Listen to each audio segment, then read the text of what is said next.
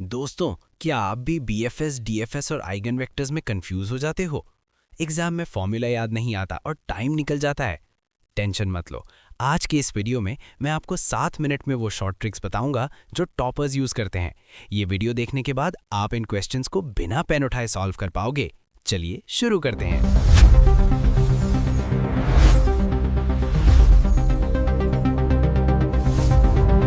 सबसे पहले engineering maths का विलन आइगन वेक्टर्स। अक्सर स्टूडेंट्स लंबी इक्वेशन सॉल्व करने लगते हैं। ये गलती मत करना। ट्रिक ये है ऑप्शन चेकिंग मेथड। बस अपने मैट्रिक्स ए को ऑप्शन वाले वेक्टर x से मल्टीप्लाई करो।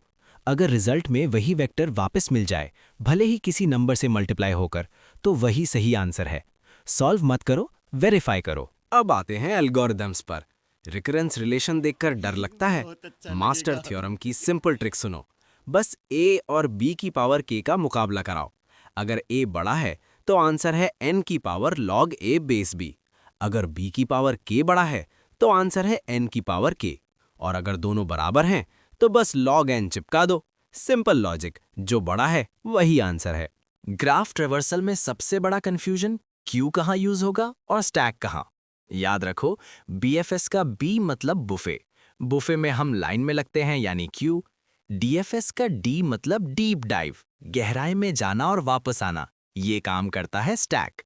BFS फैलता है पानी की तरह और DFS जाता है सीधा गहराई में। टॉपोलॉजिकल सॉर्ट में लूप्स ढूंढने में टाइम वेस्ट मत करो। यूज करो सोर्स रिमूवल ट्रिक।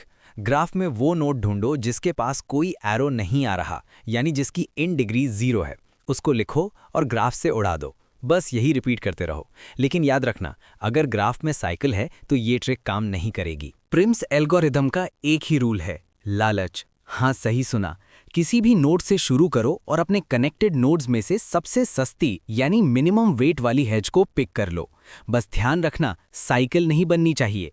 ट्री को बड़ा करते जाओ, सस्ते रास्ते चुनते जाओ। यही है प्रिम्स की स्ट्रैटेजी। यहाँ फालतू ड्रामा नहीं, सीधा पॉइंट, जैसे एक चेकलिस्ट पढ़ रहे हो।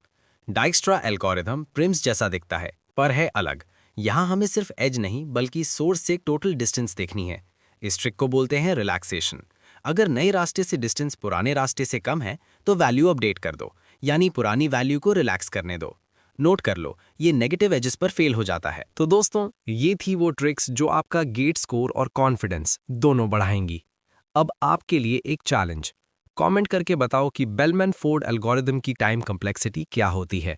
अगर ये ट्रिक्स पसंद आई तो लाइक दबाओ और टेक ऑर्बिट को सब्सक्राइब करो। मिलते हैं अगले वीडियो में, तब तक कीप लर्निंग, कीप ग्रोइंग।